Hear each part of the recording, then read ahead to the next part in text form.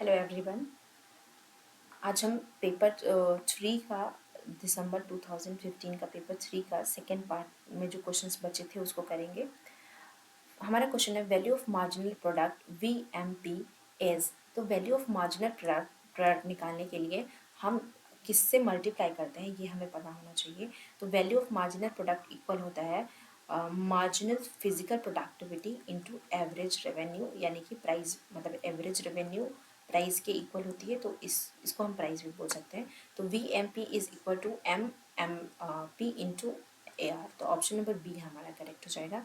Next है which of the following is not a part of Bharat Nirman. तो भारत निर्माण के कई सारे पार्ट हैं जिसको रूलर को कैसे आगे बढ़ाया जाए इसके लिए भारत निर्माण प्रोजेक्ट को लाया गया था। और इसमें कौन कौन से पार्ट है? Rural housing, yes, rural electrification, rural telephony, इसके साथ साथ rural water supply, rural irrigation, electrification, telephony, ये सब यहाँ पे है। लेकिन एग्रो बेस इंडस्ट्री इसमें नहीं है, तो ऑप्शन नंबर हमारा बी करेक्ट हो जाएगा कि ये पार्ट नहीं है।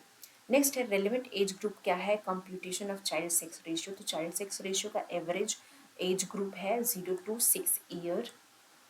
और इसके पिछले पिछले वीडियो में आया था नियोनेटल से रिलेटेड, नियोनेटल का एज ग्रुप। तो नियोनेटल का 0 से लेके 28 डेज का टाइम पीरियड होता है। तो ऑप्शन नंबर हमारा सी यहाँ पे करेक्ट है। नेक्स्ट है विच committee recommend abolition of tax rebate under section 88 of the income tax. तो एबोलिशन ऑफ टैक्स रिबेट का रिकमेंडेशन केलकर कमेटी ने दिया था। तो ऑप्शन नंबर सेकेंड हमारा करेक्ट हो जाएगा बी। नेक्स्ट है इसका हिंदी वर्जन यहाँ पे दिया हुआ है, तो इसका हिंदी वर्जन एक बार आप लोग देख लीजिएगा। बाकी चलते हैं हम नेक्स्ट पे। As per the UN report of the convention between poverty and environment which of the following is incorrect. अब देखिए, अगर आपको ये पता भी ना हो कि क्या कन्वेंशन था पॉवर्टी और इन्वायरमेंट को, तो आप इस स्टेटमेंट को देख के ही समझ जाएंगे कि कौन सा गलत है। जैसे कि natural calamities always hit poor मोर सीवियर। तो यस, अगर कोई नेचुरल कैलामिटीज होती है, कुछ ऐसा होता है, तो गरीब लोगों पे ज़्यादा वो हिट करता है। तो ये तो सही है हमारा। नेक्स्ट है poverty exacerbations lead to environmental degradations. तो अगर पावर्टी को हम जितना घटाना की कोशिश करेंगे उसकी वजह से हमारा इन्वायरमेंटल उतना ही डिग्रेड होगा। तो ये भी सही है। Environmental degradation adversely affect livelihood. Environmental degradation की वजह से हमारा लाइवलीहुड भी एक तरह से अफेक्ट हो रहा है। बहुत सारे लाइवलीहुड कैसे अफेक्ट हो रहा है? बहुत सारे डिसीज़ हो रहे हैं, या बहुत सारे ऐसे नेचुरल कैलेमिटीज़ आती हैं अगर इन्वायरमेंटल डिग्रेडेशन हो रहा है तो ये भी सही है। क्या इन्वायरमेंटल डिग्रेडेशन की वजह से पॉवर्टी रिड्यूस हो रही है? ये तो बहुत ही एकदम सीधा सीधा है कि ये इनकरेक्ट ऑप्शन है, तो हमारा ऑप्शन नंबर 4 ही इनकरेक्ट है। तो अगर आपको कोई क्वेश्चन लगे देख के कि अरे ये तो मेरे से नहीं हो पाएगा, तो ज़रूरी नहीं है कि वो क्वेश्चन के जो ऑप्शन है वो बहुत डिफिकल्ट हो। एक बार उसको पढ़ के भी हम गेस कर सकते हैं कि ये तो गलत ही है। नेक्स्ट है which of the following is not related to the empowerment of women. तो वुमेन के एम्पावरमेंट से क्या क्या रिलेट हो सकता है? जेंडर डेवलपमेंट इंडेक्स, तो येस ये इम्पॉर्टेंट है। जेंडर बजटिंग, ये भी एम्पावरमेंट ऑफ वुमेन के लिए है। जेंडर एम्पावरमेंट मेजर्स, ये भी एम्पावरमेंट ऑफ वुमेन के लिए है। लेकिन हम जेंडर डिस्क्रिमिनेशन करेंगे, ये वुमेन का एम्पावरमेंट करेगी क्या? ये तो सीधा सीधा है कि ये रिलेट नहीं कर रहा है, तो ऑप्शन नंबर डी है जो कि विमेन के एम्पावरमेंट से रिलेट नहीं करता है। नेक्स्ट है the phenomena of demographic dividend of a country is related to. तो डेमोग्राफिक डिविडेंड ऐसे कंट्री को बोलते हैं जहाँ पे जो वर्किंग एज ग्रुप है उसका पॉपुलेशन ज़्यादा हो, ना कि जो डिपेंडेंट एज ग्रुप है उसका, वह उसको हम डेमोग्राफिक डिविडेंड बोलते हैं। तो sharp decline in total population no, decline in infant mortality no, increase in sex ratio no, and increase in population in a working age group, yes this is correct. इसका Hindi version यहाँ पे है, जो बच्चे हिंदी में है वो यहाँ पे देख लीजिएगा। बाकी मैं आप लोगों को ये समझा ही हूँ। नेक्स्ट है the agriculture census is done at which of the following interval. देखिए, अलग अलग तरह के सेंसस होते हैं। तो एग्रीकल्चर सेंसस, अब जैसे पॉपुलेशन सेंसस हुआ वो हर 10 साल पे होता है, लेकिन एग्रीकल्चर सेंसस हर एक 5 साल पे होता है। तो ऑप्शन नंबर सी हमारा करेक्ट है।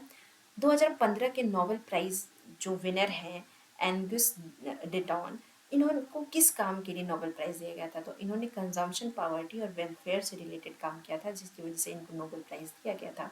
मैं बहुत जल्द वीडियो में नोबेल प्राइज़ जो 1969 से स्टार्ट है और अब तक जिसको दिया गया है मैं लेके आऊँगी।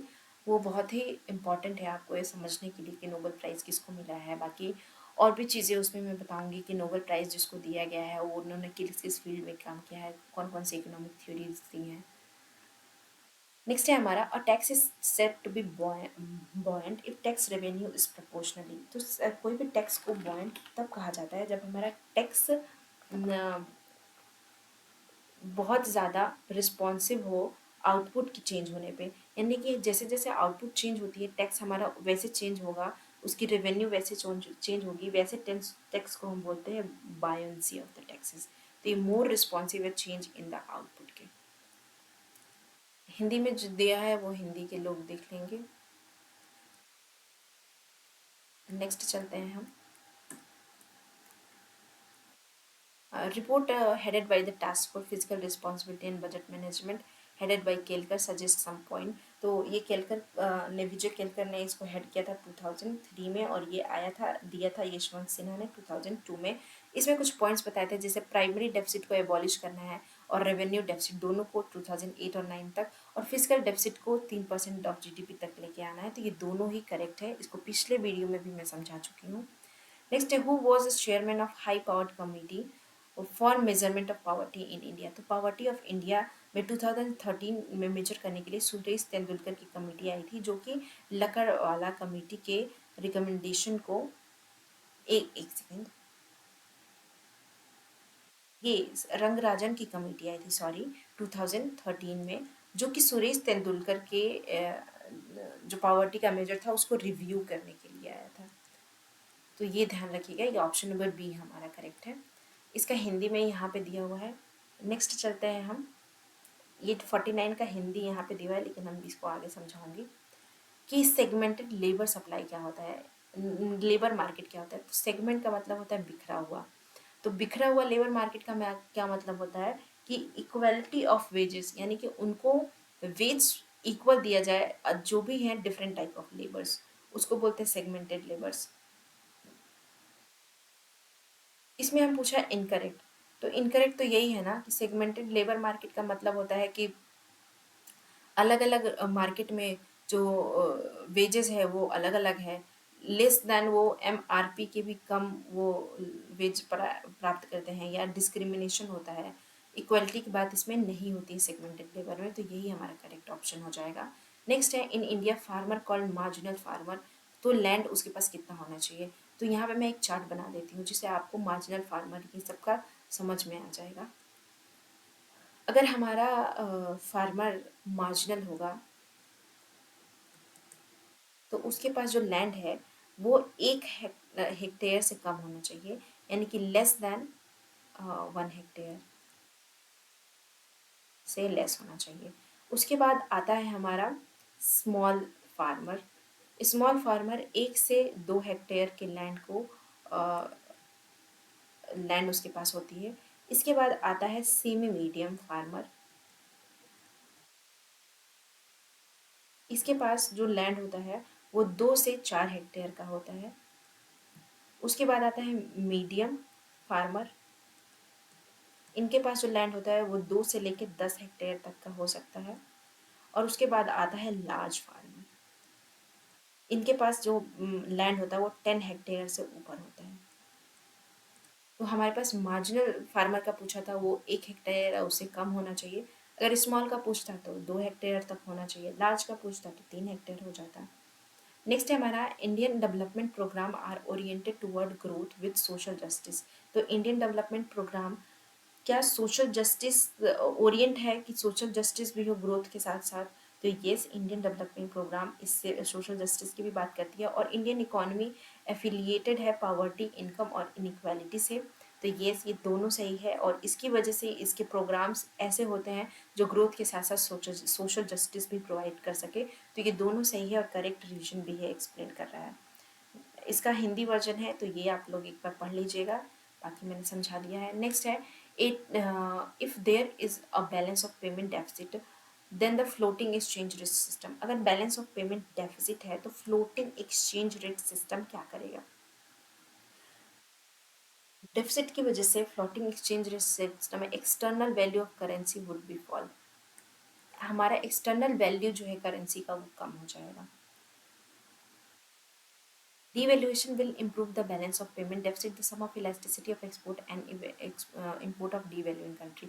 तो इसको मार्शल लर्नर अप्रोच ने समझाया था कि कैसे डिवैल्यूएशन होता है। इन्होंने 3 कंडीशन बताई थी, अगर elasticity of demand plus elasticity of supply 1 के इक्वल होता है तो ये न्यूट्रल है, यानी कि कोई भी इम्प्रूवमेंट नहीं हुआ है।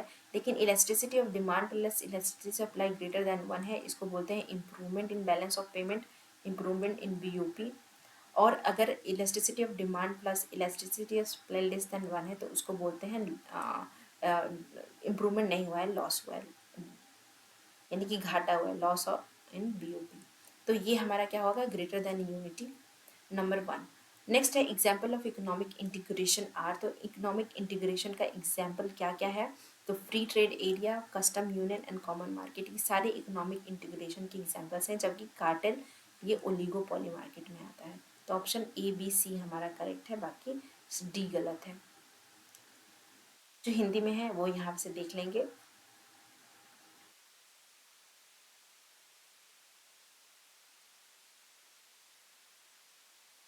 कीमत कम हो जाती है।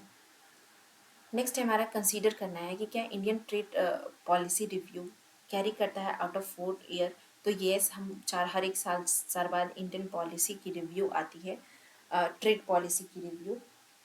बाकी WTO मैकेनिज्म है रिव्यू करने का trade policy of the member country.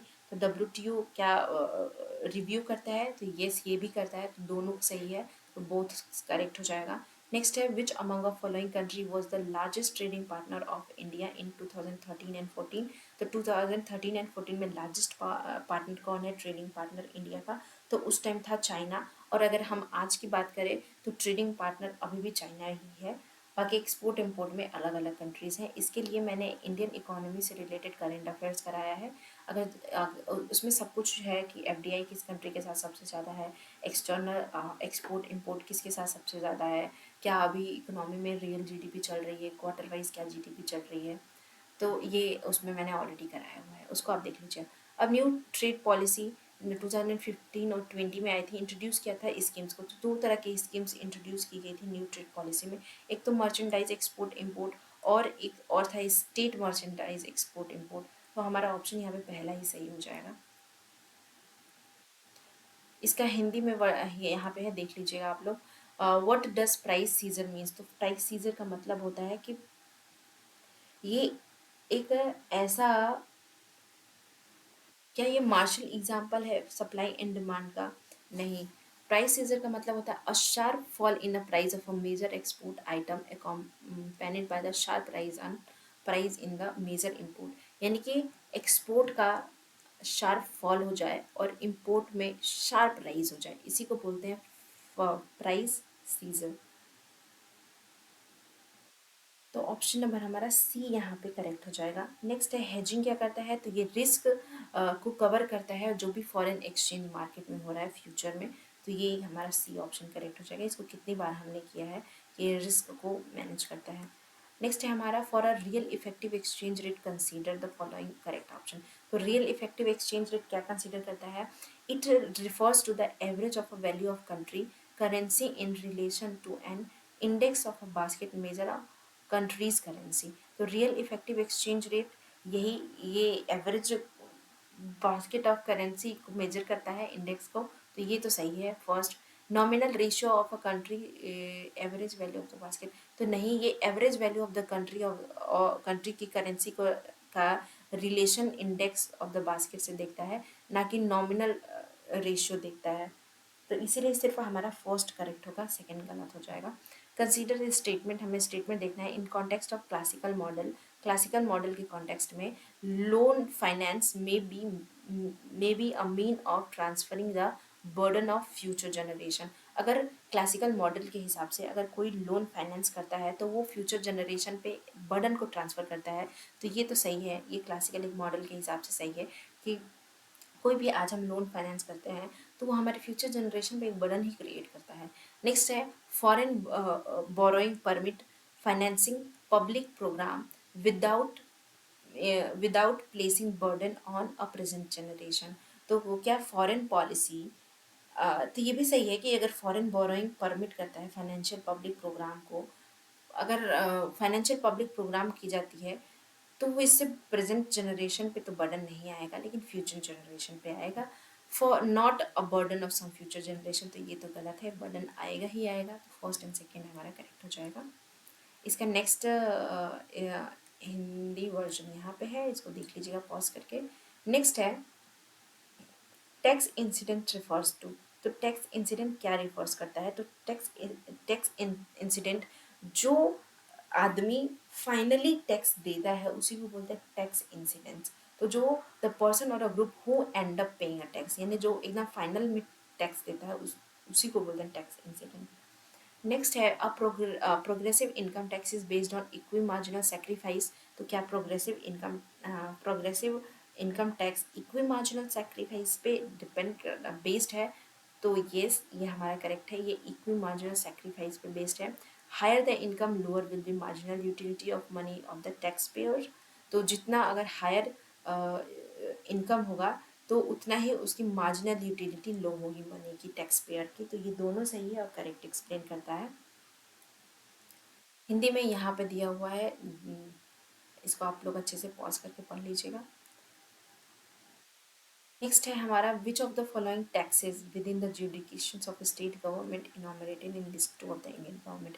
अगर हम इस क्वेश्चन पर्टिकुलर क्वेश्चन की बात करें तो इससे मेरे ख्याल से 10-15 बार क्वेश्चन पूछे गए हैं। इसीलिए मैंने इसके लिए एक सेपरेट वीडियो बनाया है जिसका नाम है revenue power of state and revenue power of the centre.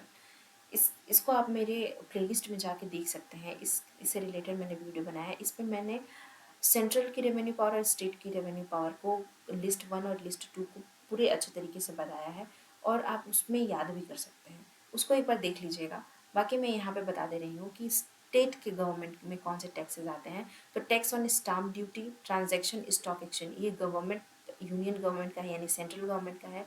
Railway का फेयर, ये भी सेंट्रल गवर्नमेंट का है। Tax on mineral right, any limitation imposed by the parliament, तो ये मिनरल राइट से जो रिलेटेड है ये स्टेट गवर्नमेंट के पावर में आता है। बाकी स्टाम्प ड्यूटी, फाइनेंशियल डॉक्यूमेंट का, ये सेंट्रल गवर्नमेंट के में आता है। तो हमारा ऑप्शन नंबर सी यहाँ पे करेक्ट है। नेक्स्ट है हमें बताना है कि ये जो आई सी कर्व है, कंजम्पशन कर्व, ये क्या बताता है। तो अगर ये जिस जिस जैसे कि हमारा गुड ए है, इधर गुड बी है, तो ये गुड एक से मुंह फेर रहा है। तो जिधर साइड से मुंह फेरेगा ना, वही वाला गुड हमेशा इन्फीरियर गुड कहलाएगा। इसका क्या मतलब है कि जैसे ही हमारा इनकम बढ़ा, हमने उस गुड का कंजम्पशन जो इन्फीरियर है उसको छोड़ के हम किधर का कंजम्पशन करने लगे जो इन्फीरियर गुड नहीं है। तो इसलिए हमारा ऑप्शन नंबर ए करेक्ट हो जाएगा कि only A is a inferior good. तो ऑप्शन नंबर ए हमारा सही हो जाएगा। नेक्स्ट चलते हैं हम। इसका हिंदी है, आप लोग एक बार अच्छे से पढ़ लीजिएगा। बाकी मैंने इसको अच्छे से समझा दिया है। नेक्स्ट है हमें दिया हुआ है कि हमें कंज्यूमर सरप्लस बताना है। अगर डिमांड है सप्लाई, अब पहले तो कंज्यूमर सरप्लस क्या होता है? तो कंज्यूमर सरप्लस का फॉर्मूला होता है, इंटीग्रेट करते हैं हम यहाँ से एक्स और डिमांड फंक्शन को हम इंटीग्रेट करते हैं और minus P into Q, price into quantity करते हैं। अब इसको दिया किसने था? सबसे पहले ड्यूपिट ने दिया था, बाद में मार्शल ने इसको अच्छे से एक्सप्लेन किया था। और कंज्यूमर सरप्लस होता क्या है कि जितना हम सोचते हैं कि किसी प्रोडक्ट के लिए हमें इतना पे करना पड़ेगा, लेकिन हम उससे कम ही पे कर देते हैं। जैसे कि मान लीजिए हमें किसी चीज़ का पेमेंट करना है, यहाँ पे किसी चीज़ का पेमेंट हमें इतना करना है, प्राइस हमें इतना देना है, लेकिन हमें बाद में पता चलता है कि प्राइस हमें इतना ही देना है। तो जो इतना पोर्शन है जिसको हम सोच के चले थे हमें देना है, इसी को बोलते हैं कंज्यूमर सरप्लस। जबकि प्रोड्यूसर सरप्लस का क्या है? प्रोड्यूसर सोचता है कि उसको इतना पेमेंट देना है, लेकिन उसको इतना ही देना होता है। तो ये जो पोर्शन है, ये इसको बोलते हैं प्रोड्यूसर सरप्लस। आई होप आप लोग को समझ में आया हो। नेक्स्ट है साइमन हॉकिंग कंडीशंस किससे रिलेट करता है? तो अगर साइमन हॉकिंग कंडीशन की बात करें तो ये स्टैटिक लियोनटिफ मॉडल से ही रिलेट करता है। और इसके साथ साथ ये नेसेसरी और सफिशिएंट कंडीशन है सोल्यूशन ऑफ द मॉडल के। तो ऑप्शन नंबर हमारा जो फोर्थ है एकदम करेक्ट हो जाएगा। और हॉकिंस साइमन कंडीशन में दो चीज़ें याद रखिएगा कि जो प्रिंसिपल डायगोनल एलिमेंट्स हैं वो हमेशा पॉजिटिव होने चाहिए, और जो डिटर्मिनेंट है i - a का वो भी हमेशा पॉजिटिव होना चाहिए। ये चीज़ें रट लीजिए, इसी से रिलेटेड क्वेश्चन आपको मिलेंगे। इसका हिंदी वर्जन यहाँ पे है, एक बार देख लीजिएगा। नेक्स्ट क्वेश्चन पे चलते हैं हम। हमें ये दिया हुआ है और हमें फाइंड करना है आउटपुट लेवल, वो भी 8 यूनिट का कैपिटल का और 27 यूनिट ऑफ लेबर का। इसको हम सॉल्व कर लेते हैं। मैं इसको यहाँ पे सॉल्व कर रही हूँ। 68 को हमें क्यू दिया हुआ है 2k 1/3 एंड L 2/3। ठीक है, हमें ऑलरेडी जो 8 यूनिट है कैपिटल का 8 यूनिट है और लेबर का 27 यूनिट है। अब हम क्या करेंगे, 2k की जगह पे 8 को पुट करेंगे 1/3 और 27 L की जगह 27 पुट करेंगे और उसका पावर 2/3। अब हम क्या करेंगे, 8 को हम कैसे लिख सकते हैं, 2 की पावर 3 लिख सकते हैं, क्योंकि हमें ये पावर जो है हमें फ्रैक्शन में दिया है, तो उस फ्रैक्शन को कैसे हम इजीली सॉल्व कर सकते हैं। इसीलिए हमने क्या लिखा, अगर फ्रैक्शन के नीचे बेस 3 है तो हमें इस वाले को इस तरीके से हमें बताना है स्क्वायर या क्यूब में कि इसके बेस जो है कैंसिल आउट हो जाए। तो अगर हमने ये यहाँ पे 3 है, ब्रैकेट के अंदर 3 है और ब्रैकेट के बाहर 3 है, तो ये 3 कैंसिल हो जाएगा, इसीलिए हमने 2 की पावर 3 लिखा। और अब हम 3 की पावर 3 करेंगे तो ये भी 27 हो जाएगा 3 की पावर 3, और ये 3 से ये 3 कैंसिल हो गया। अब हमें क्या मिला, 2 और इंटू 2 की पावर 1 और यहाँ पे इंटू 3 की पावर 2। अब इसको सॉल्व करेंगे तो ये 3 3 जा 9 होता है और 9 2 जा 18 और 18 2 जा 36। तो हमारा ऑप्शन ए आएगा 36। तो हमारा ए सही हो गया।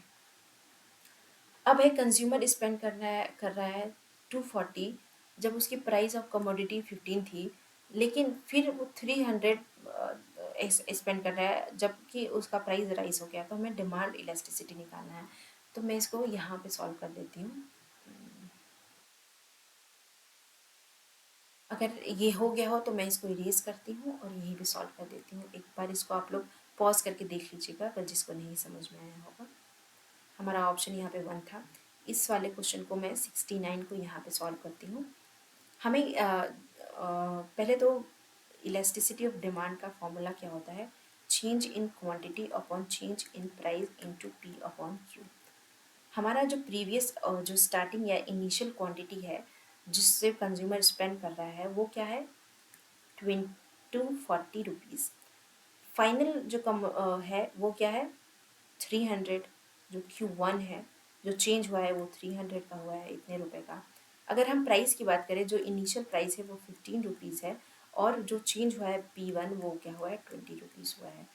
अब हम क्या करना है, हमें इसको चेंज इन क्वांटिटी क्या हो जाएगा, अगर हम चेंज इन क्वांटिटी की बात करें तो जो Q1 माइनस Q हो जाएगा 300 माइनस 240, और चेंज इन P क्या हो जाएगा 20 माइनस 15। हम इसको यहाँ पे वैसे ही पुट कर देते हैं। अगर हम 300 माइनस 240 को माइनस करेंगे तो आएगा 60, तो डेल्टा क्यू 60 हो जाएगा और डेल्टा पी 5 हो जाएगा। मल्टीप्लाई करेंगे, पी क्या है, इनिशियल प्राइस हमारा 15 है और हमारा इनिशियल क्वांटिटी 240 है। अगर हम इसको सॉल्व किए और ये 5 और ये 3 और ये 6 4, तो ये हमारा आ रहा है 3/4 आंसर, जो कि हमें कहीं भी नहीं मिल रहा है। तो इसीलिए ये आंसर ही गलत था और इसमें सबको मार्क्स मिले थे। और यहाँ पे अगर ऑफिशियल आंसर की देखेंगे तो स्टार लगा हुआ है। हमारा ऑप्शन ये 3/4 है।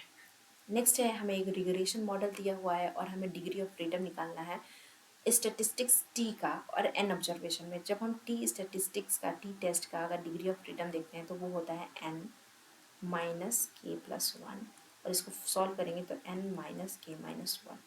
तो ये डिग्री ऑफ फ्रीडम होता है, इसको लर्न कर लीजिएगा। तो n माइनस के माइनस 1 ऑप्शन 3 में है, तो ऑप्शन 3 करेक्ट हो जाएगा। इसका हिंदी वर्जन है, यहाँ पे ये है, ये गलत ही हो गया था और यहाँ पे फर्स्ट सही था, इसको पीछे देख लीजिएगा। नेक्स्ट है, हमें मैच करना है, तो वर्ल्ड टेस्ट हमें किसे मैच करता है, ये error of the variable model को टेस्ट करने के लिए यूनिट रूट टेस्ट स्टेशनरिटी को दिखाता है, student t test regression coefficient को दिखाता है, वो भी सिग्निफिकेंट रिग्रेशन को। अगर यहाँ पे ओवरऑल ओवरऑल रिग्रेशन लिखा होता,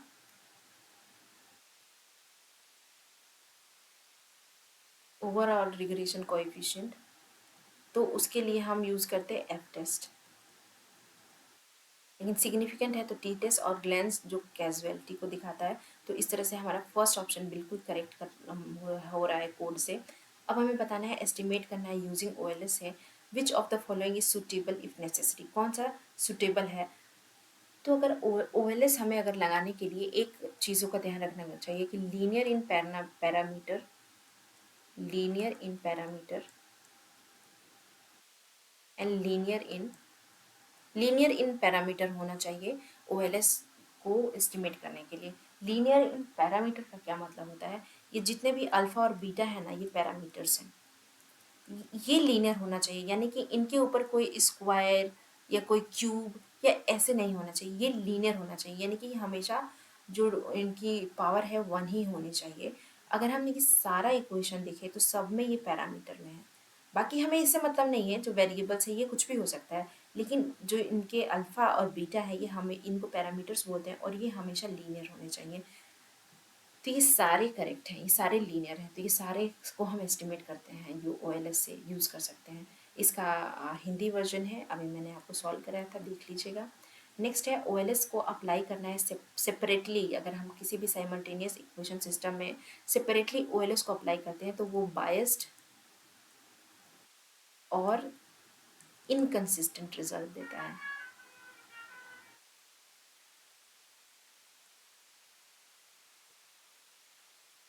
तो हमारा बायस्ड एंड इनकंसिस्टेंट करेक्ट हो जाएगा।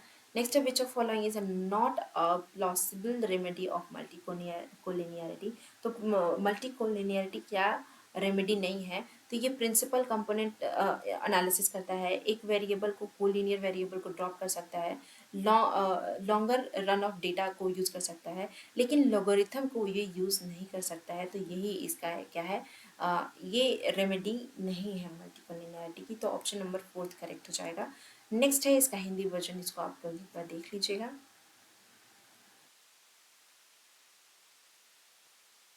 नेक्स्ट है, हमें मॉडल दिया हुआ है, ये दोनों मॉडल, और बताना है कौन सा स्टेटमेंट ट्रू है। तो model 2 must have R square at least as higher as model 1, तो इसके पास आर स्क्वायर होना चाहिए एट लीस्ट मॉडल 1 से ये हायर होना चाहिए। तो ये तो सही है अगर हम इसकी बात करें, क्योंकि यहाँ पे एक वेरिएबल एक्स्ट्रा है, तो ये होना चाहिए। फिर model 2 must have adjusted are square. देखिए, आर स्क्वायर उसे कहते हैं कि जब किसी भी मॉडल में हम कोई ऐसे जो मॉडल से रिलेट करता है, हम ऐसे वेरिएबल को इंक्रीज करते हैं तो आर स्क्वायर बढ़ता है। लेकिन एडजस्टेड आर, सॉरी, देखिए, अगर आर स्क्वायर है और एक एडजस्टेड आर स्क्वायर है, इस इन दोनों में अंतर क्या है। अगर मॉडल में जैसे मान लीजिए ये x3 है, हम कुछ कोई टेस्ट कर रहे हैं, हम किसी का फीवर का टेस्ट करना चाहते हैं, उसको मॉडल में हमने रखा है कि फीवर के लिए रिस्पॉन्सिबल जो चीज़ें हैं वो है, या तो हमने कोल्ड बहुत ज़्यादा वो कर लिया, या हमें बहुत ज़्यादा हीट लग गया तो फीवर हो गया। लेकिन फीवर से अगर हमने ऐड कर लिया कि हमने हेयर स्टाइल कर लिया, इसकी वजह से फीवर हो गया, तो क्या ये एक हेयर स्टाइल क्या एक वैलिड रीज़न है हमारे फीवर होने का? तो नहीं है। लेकिन अगर हम इसको इंक्लूड कर लिए अपने मॉडल में तो हमारा आर स्क्वायर बढ़ जाएगा, लेकिन एडजस्टेड आर स्क्वायर नहीं बढ़ेगा, क्योंकि एडजस्टेड आर स्क्वायर के लिए मॉडल में जो चीज़ें हमें इंक्रीज कर रहे हैं वो हमेशा उसी से रिलेट होना चाहिए जिसका हम टेस्ट कर रहे हैं। तो एडजस्टेड आर स्क्वायर तभी बढ़ता है, लेकिन आर स्क्वायर हमेशा बढ़ जाता है। तो इसीलिए लिखा था यहाँ पे कि R square at least as higher as module 1, तो इसीलिए आर स्क्वायर यहाँ पे हायर हो जाएगा क्योंकि एक एक्स्ट्रा वेरिएबल इसमें इंक्लूड है। तो हमारा फर्स्ट ऑप्शन तो करेक्ट है और हमारा सेकंड गलत है, क्योंकि एडजस्टेड आर स्क्वायर हायर नहीं होगा, क्योंकि क्या पता ये कैसा क्या हो। दूसरा है, model 1 and 2 would be identical value of R square if estimated coefficient R3 is 0। तो आर स्क्वायर में मॉडल 1 एकदम आइडेंटिकल होगा, जब हमारा ये ज़ीरो हो जाएगा तो हमारा ये फर्स्ट और सेकेंड एकदम आइडेंटिकल हो जाएगा, तो आर स्क्वायर भी आइडेंटिकल हो जाएगा। तो ये हमारा सही है, लेकिन हमारा एडजस्टेड आर स्क्वायर आइडेंटिकल नहीं होगा, क्योंकि वो डिपेंड करता है कि हमने कौन सी वैल्यू को एक्सक्लूड की है। तो इस वजह से हमारा फर्स्ट और थर्ड ही करेक्ट होगा। इस तरह से हमने अपना ये पेपर 3 भी डिस्कस कर लिया दिसंबर का। अब हम 2016 के पेपर को नेक्स्ट डे करेंगे। आई होप आप लोगों को समझ में आया हो। Thank you so